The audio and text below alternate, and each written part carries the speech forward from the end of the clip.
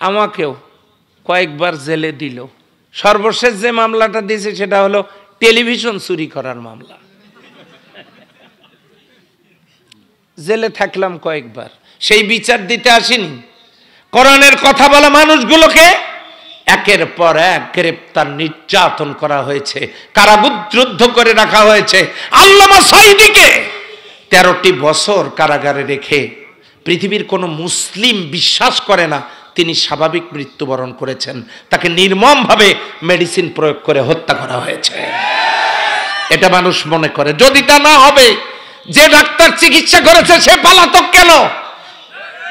তাকে লোকজনের সামনে হাজির করা হোক, সত্য প্রকাশিত হয়ে যাবে। সে কেন পলাতক? ভেতরে কিন্তু আছে না নাই? ধীরে বলেন, থাকতে পারে না, পারে না। তাহলে এই জন্য ষড়যন্ত্রের শেষ নেই। আল্লাহর কোরআনের বিরোধিতা করে তারা যারা সামনে বসে সূরা ফাতিহা পড়ার যোগ্যতা রাখে না। এই জন্য আমরা বাংলাদেশে সফর করতে গিয়ে এখন শুনতেছি, কানে আওয়াজ আসতেছে, সবাইকে দেখা শেষ, আল কোরআনের বাংলাদেশ। আমরা 53 বছর সবাইকে দেখেছি। থামেন, আপনাদের আওয়াজ দুর্বল, কাজে দরকার নাই, থাক।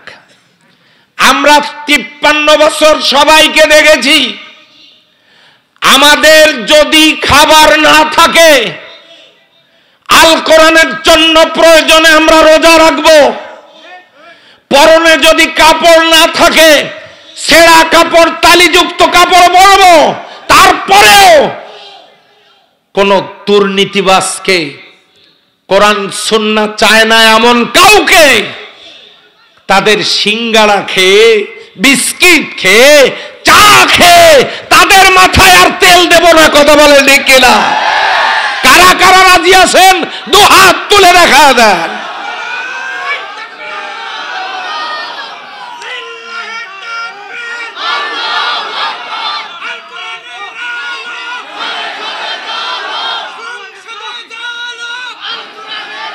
আলহামদুলিল্লাহ।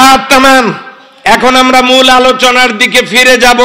ভূমিকার শেষ কথা, সূর্য কার? সেই সূর্য তো শুধু আলো এবং তাপ দেয় খ্রিস্টানদেরকে। হ্যাঁ, সূর্য বৈষম্য করে না, সবাইকে দেয়। অক্সিজেন তো শুধু পায় মুসলমানেরা, হিন্দুরা পায়, তার মানে বৈষম্য করে না। বৃষ্টির পানি তো হিন্দুদের জমি ছাড়া আর কারো জমিতেই পড়ে না, পড়ে? তাহলে কি বৈষম্য খুঁজে পাবেন? হিন্দুদের হাত তো 3টে, হ্যাঁ, চোখ তো 6টা। তাহলে হিন্দুদের শরীরে যা, মহিলাদের শরীরে যা, গোটা পৃথিবীর মহিলাদের শরীরে তা। একজন পুরুষ মানুষের শরীরে যা, হিন্দু, বৌদ্ধ, খ্রিস্টান, নাগরিক, পালি, সবার শরীরে তা। রহমতের বৃষ্টি, আল্লাহর দেওয়া অক্সিজেন, আল্লাহর দেওয়া সূর্যের আলো এবং তাপ আমরা সবাই যেমন পাই। এবার বলেন তো, এই কোরআন কার? সেই আল্লাহর কিতাব। তার মানে সূর্যের আলো, তাপ যেমন উপকারী, অক্সিজেন যেমন উপকারী, আমাদের দেহ প্রাণ যেমন উপকারী, বৃষ্টির পানি যেমন উপকারী, বৈষম্য নেই, সবার উপকারী। ঠিক তেমনি ওই আল্লাহর দেওয়া কোরআন সবার উপকারী। বৈষম্য বিরোধী আন্দোলন করা লাগবে না, বেকারত্ব থাকবে না। অমুসলিমরা, কোরআনের শাসন যে জমিনে থাকবে ওই জমিনে অমুসলিমরা এতটাই নিরাপদ থাকবে, ডিমের মধ্যে কুসুম যেমন নিরাপদ, মুসলিম ইসলামী রাষ্ট্রে অমুসলিমরা তেমনি নিরাপদ। নারীরা তাদের সতীত্বের মর্যাদা পাবে, খুন খারাপি রাহাজানি হবে না। এই জন্য রাসূলুল্লাহ সাল্লাল্লাহু আলাইহি ওয়াসাল্লাম বলেছেন, খায়রুল কুরুনি করনি, সর্বশ্রেষ্ঠ যুগ হলো আমার যুগ। সেই যুগটা আল্লাহর কোরআন দিয়ে 23 বছরের জান্নাতের টুকরায় পরিণত হয়েছিল। চিল্লায়া বলেন সুবহানাল্লাহ।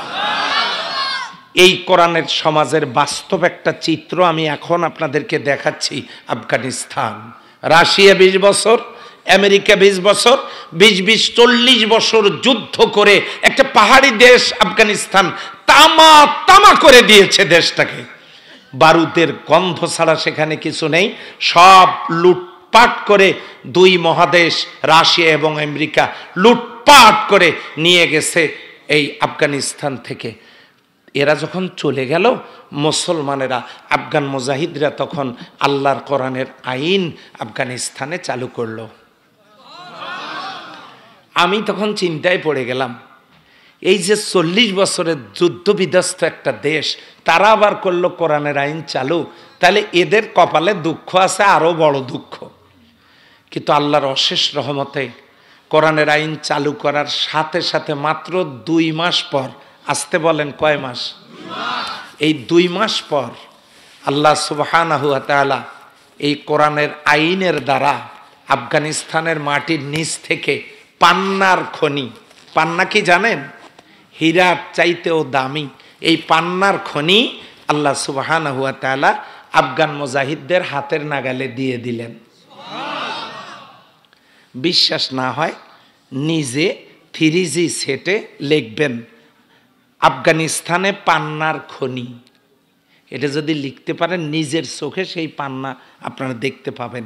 এটা যদি আফগান মুজাহিদেরা পায়, তাহলে আমরা কোরআনের সমাজ চালু করলে কি পাবো শোনেন। ওয়ালাউ আন্না আহলাল কুরআ আমানু ওয়াত্তাকাউ লাফাতাহনা আলাইহিম বারাকাতিম মিনাস সামাই ওয়াল আরদ। জাতির লোকেরা ঈমান আনার পর তাকওয়ার নীতি যদি অবলম্বন করে, তার মানে কোরআনের আইন যদি চালু করে, আমি আল্লাহ তাদের জন্য আকাশ আর জমিনের বরকতের দরজা খুলে দেব।